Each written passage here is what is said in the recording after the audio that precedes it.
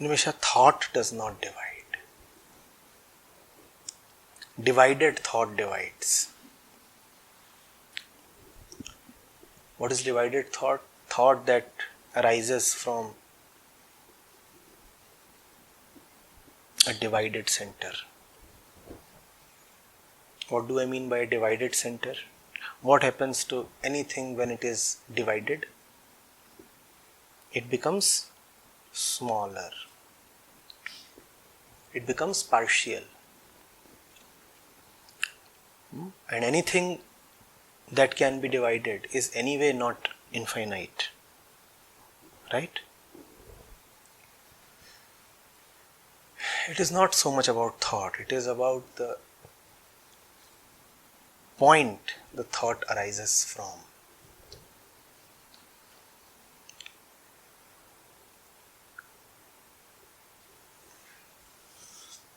And thought is integral to the body. If a bodily being talks, there is going to be thought involved. Thought and consciousness are one. Just tell me, can you talk when you are unconscious? Right? And when you are unconscious, are there thoughts? When you are unconscious, can you talk? And when you are unconscious, are there thoughts? So you see the relationship between talking and thinking, don't you?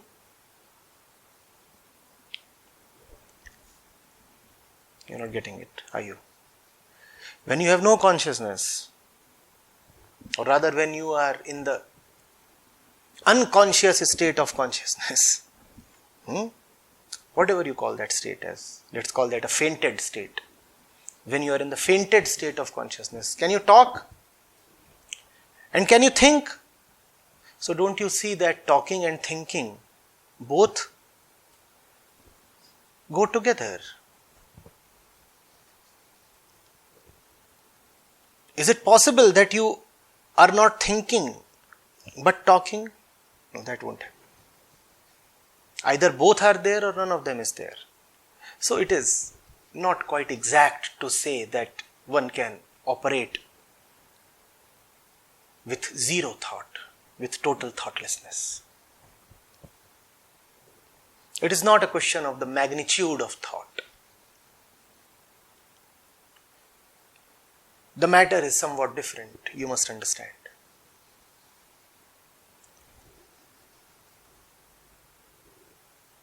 There is that center of existence which relies very heavily on itself. And what does it mean by itself? The body, the world, all that it sees, thinks, touches, eats, plants, consumes. All that which I broadly refer to as the material. There is that center of existence.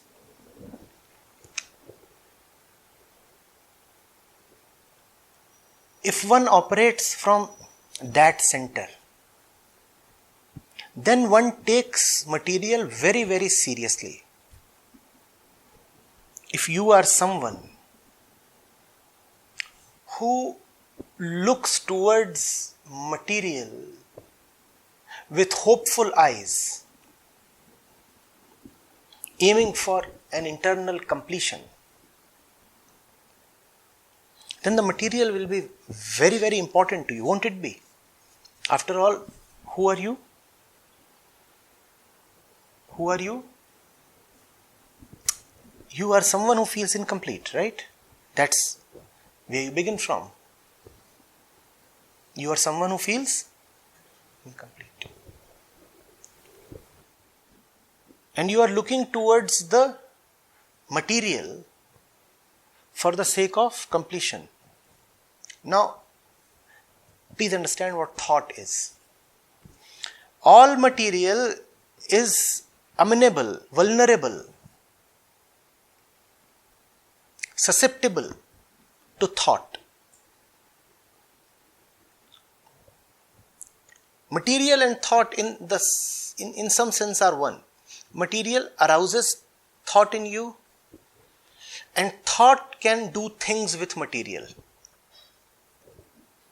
If you have a lump of wet clay in front of you, you can think of 100 possibilities, can't you?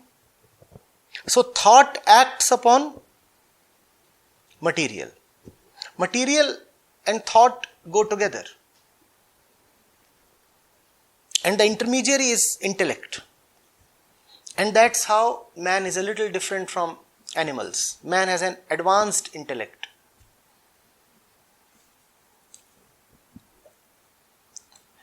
An animal can do only a few things with material, right? An animal looks at a tree. What does the tree mean to the animal? Maybe some food, maybe some shade, or maybe a nest. That's all. That's the limited relationship of the animal with material. Man has a more complicated, call it more advanced relationship.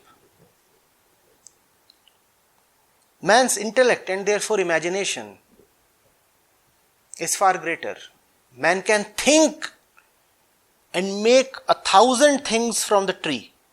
Man can put that tree to use in 1,000 ways. Are you getting it?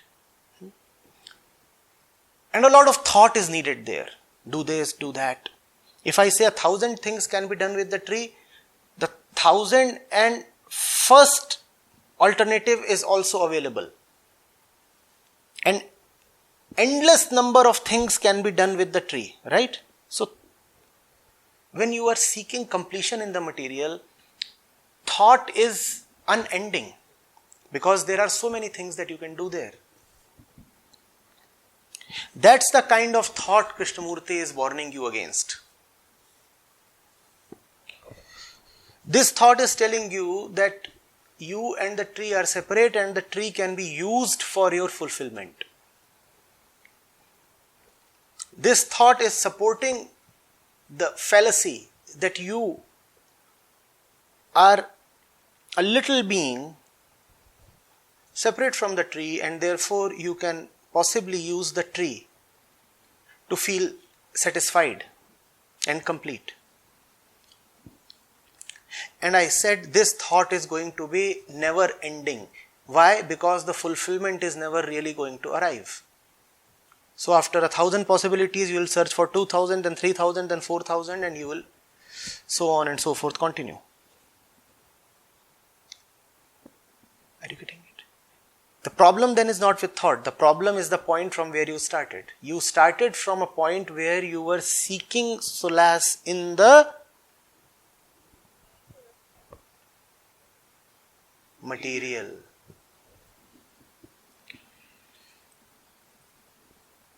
Are you listening? Seriously?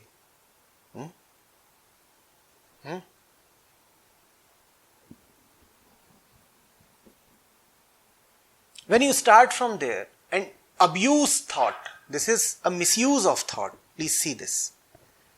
You are using thought for a function that it's ill-equipped to perform. What are you using thought for? Fulfillment. And thought cannot bring you that. Thought is an accompaniment of material. Thought can do things with material and that is okay. This paper is a product of thought. What is printed on this paper has reached here by virtue of thought. But neither the paper nor the printed stuff can deliver understanding and fulfillment to you, or can it? Please. So thought does what it can. But if you over-expect from thought, then you will be defeated. Don't blame thought for that. There are certain goodies that thought just cannot deliver.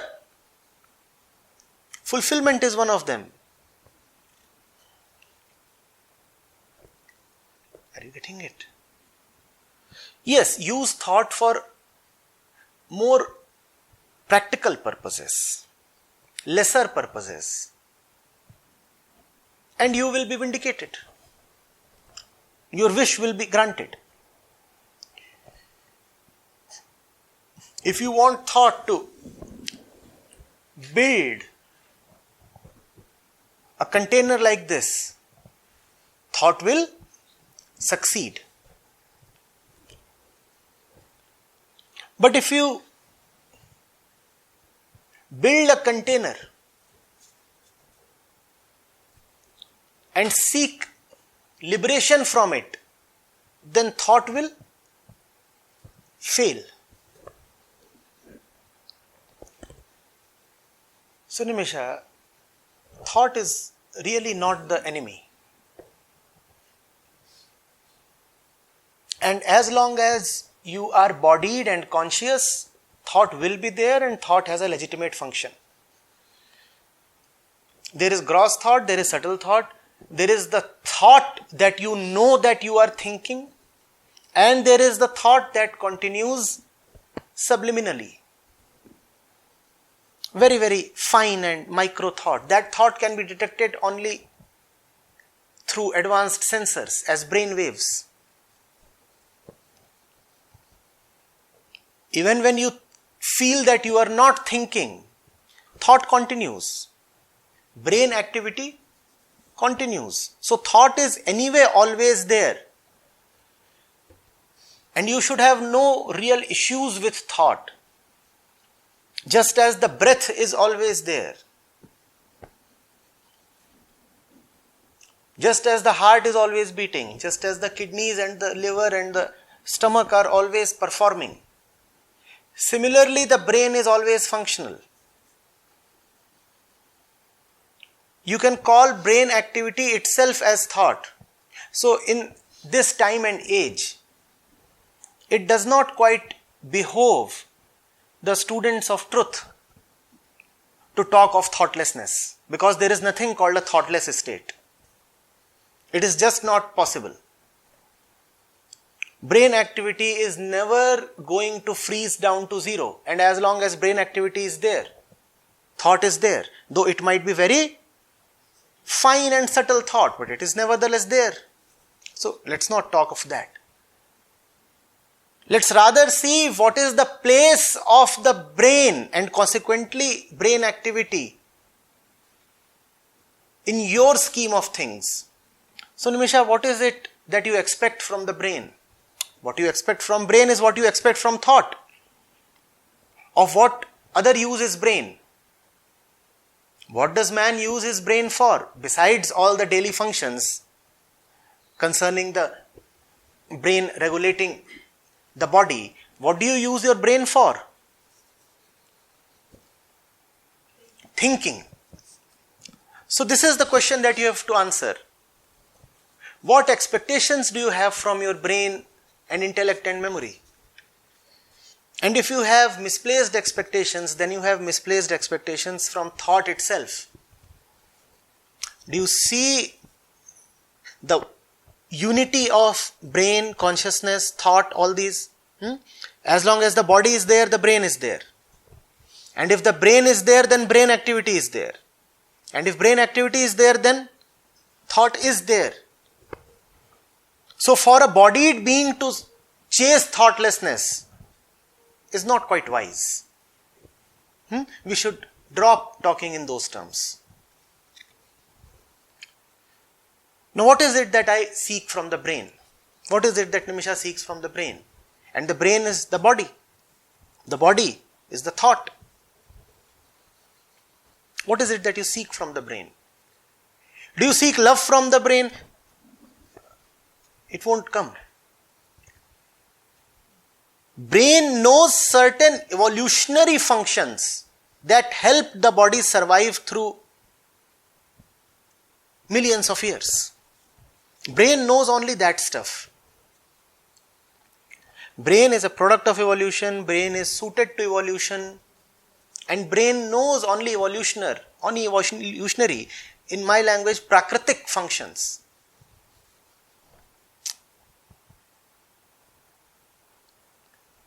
So for the survival of body, man needed to count the apples. So brain is well suited to arithmetic. Because if you want to physically survive, then you needed to count the apples. So the brain knows arithmetic. It has been doing that arithmetic since very long. To fight the other tribe, the brain needed to assess their strength. So the brain knows measurement. Right? When a baby was born, the tribe needed to decide whether to keep the baby or to bury it. And it used to happen, when the babies were born deformed or weak, often they were just killed. Because a deformed kid would be a great burden upon the tribe. And the tribe was always on the go to carry a sick baby and then a sick person for long would consume a lot of resources of the group. So the group would say, now that this one is born deformed, let's just get rid of it. So the brain knows speculation and forecasting. Just by looking at the baby, the tribe needed to decide whether it would grow up into a strong man or a fertile woman or not. So by looking at the baby, the brain needed to forecast events 20 years into the future. So that's what the brain has learned. What? Imagination, forecasting. Are you getting it? Similarly, communication was needed to survive. If you need to attack a group of deers, or if you need to protect yourself from an invading pride of lions, then you need to quickly tell all the members of the group. And you also know which of the members are fast runners and strong fighters, and you also need to know who likes whom more and is therefore likely to quickly relay the information. So therefore the brain is an avid consumer of gossip. Because in the evolutionary way, gossip was communication. You talk about a lot of things, and in that process, a certain things of value would also get communicated. So the brain loves to talk about this and that. The brain does not really know what would be of use when. So it communicates all the stuff, and that is called gossip. That's what brain does. And in all this, I hope you are remembering that the body is brain and the brain is thought. There is no body without the brain and there is no brain without thought. Therefore, it comes down to what you who are not really the brain, want from the brain. What you really want from yourself. Yourself meaning the entire corporal structure that you are. Do you think that you are smart enough to decide even on the matters of the beyond? Oh no, I have gone too far. Do you think that there is any beyondness at all? And do you think that beyondness is a matter of thinking? If you are using thought in matters of beyondness, then thought is the culprit, as Krishnamurti is asserting here. The question is, are you using the servant to supplicate the master?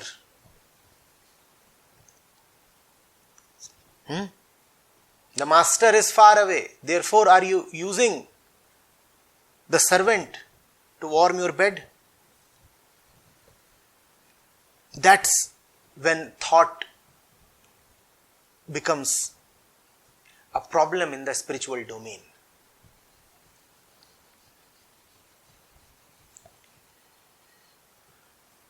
Are you getting it? Use thought as a servant of the master. Don't let thought become the master himself. Not only because it is bad, but because thought would fail. Thought would fail, get overheated, exhausted, and would turn upon itself.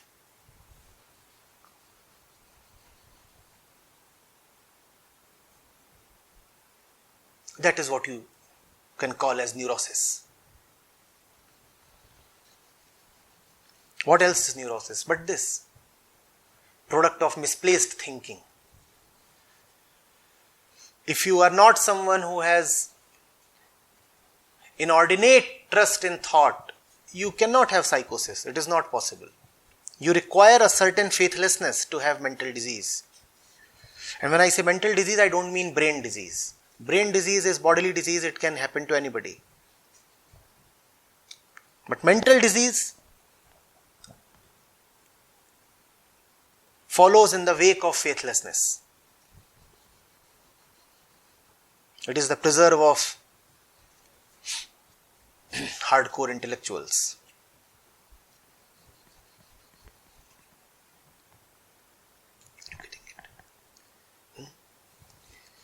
Thought nimisha operates within the domain of evolutionary experience. We know that, right? Can you think of the fourth dimension? You can't, because your body won't allow you to. You cannot think beyond what evolution has taught you.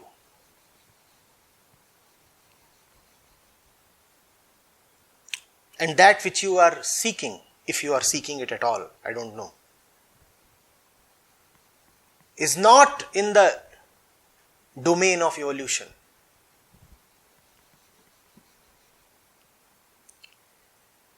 Therefore, thought gets frustrated. And when thought gets frustrated, it will not say, I have failed. It will say, that which you have summoned me to bring. Complete the sentence. Does not exist. Thought is the kind of servant who will not return empty-handed and accept the failure of its search. Thought is the master who, instead of returning empty-handed, returns either with a fake good or with the assertion that that which was being searched does not exist at all. Therefore, thoughtful people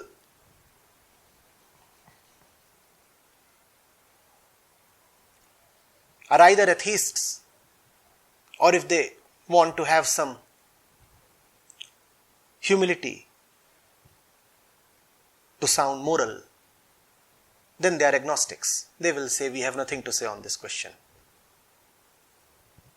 But they will not simply accept that brain will not take them there.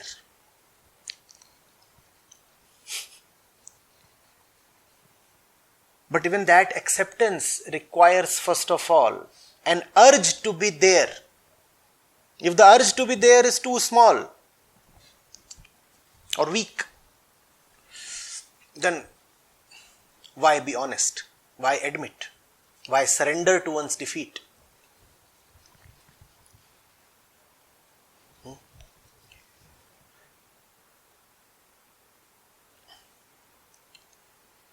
It is one of the most arduous tasks to convince a human being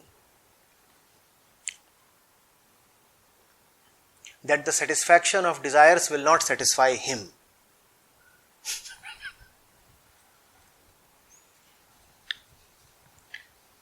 You can satisfy your desires, but that will not satisfy you.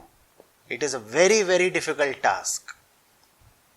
Man becomes so identified with his desires that he feels that if desires are satisfied, so would be he. That doesn't happen.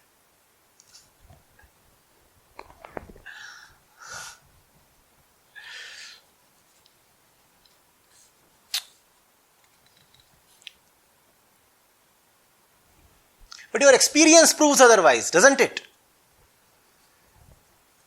There are many who feel much better after a breakup if they can have 2 chilled beers.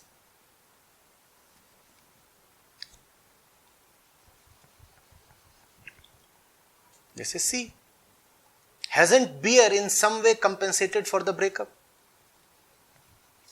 Yes, it has. But that is not because beer is a substitute to love. It is because your love too was just like the chilled beer. So one brand of chilled beer has compensated for another brand of chilled beer. Beer has not compensated for love. Beer has compensated for beer.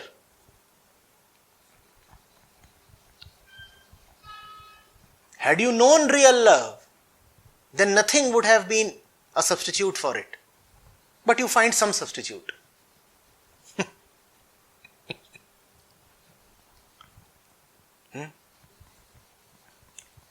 Am I digressing? I don't know. Where did I come from?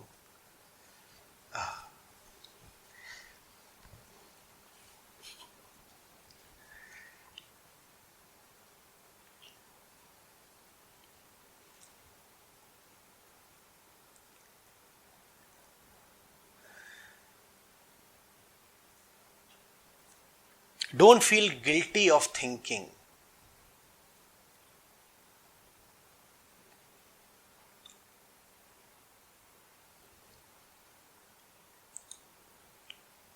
Thought arising from the center of goodness is good thought. It does what it must and then it relaxes. Then there is no need to think anymore.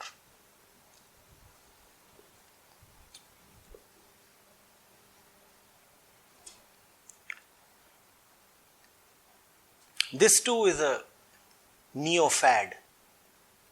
Thought is bad, past and future are bad.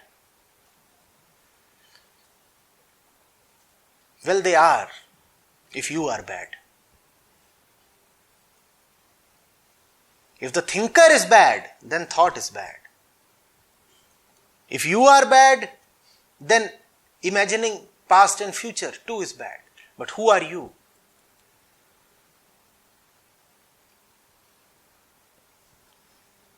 If the thinker is a surrendered thinker, then he has all the license to go thinking.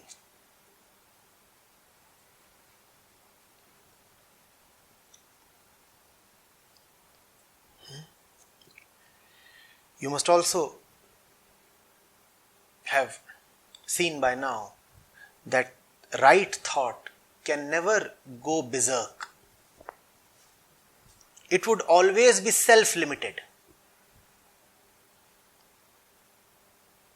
The servant has been told to bring coffee from the market. The servant goes and brings coffee from the market, comes back and then goes to his quarter to relax. Whereas if the servant becomes a master and a wanderer at that, then there is no end to his wandering and relaxation never comes. And then thought is an endless cycle. Thought can fetch you an object like coffee. Thought cannot fetch you that which is neither an object nor the subject. So you tell thought, get me some coffee from the market, and thought can go to market, select the right shop, bargain the right price and get you the required amount of coffee. That's done. Thought can very well deal with material. Thought is material. We talked of that, didn't we? But if you tell thought, go to the market and get me love, then thought will keep operating. We know of endless loops in computer programs, don't we? Line 10 says go to 20, and line 20 says go to 10.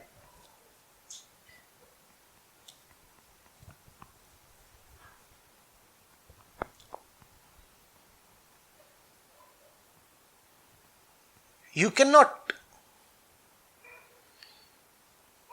do anything with this program but to press escape.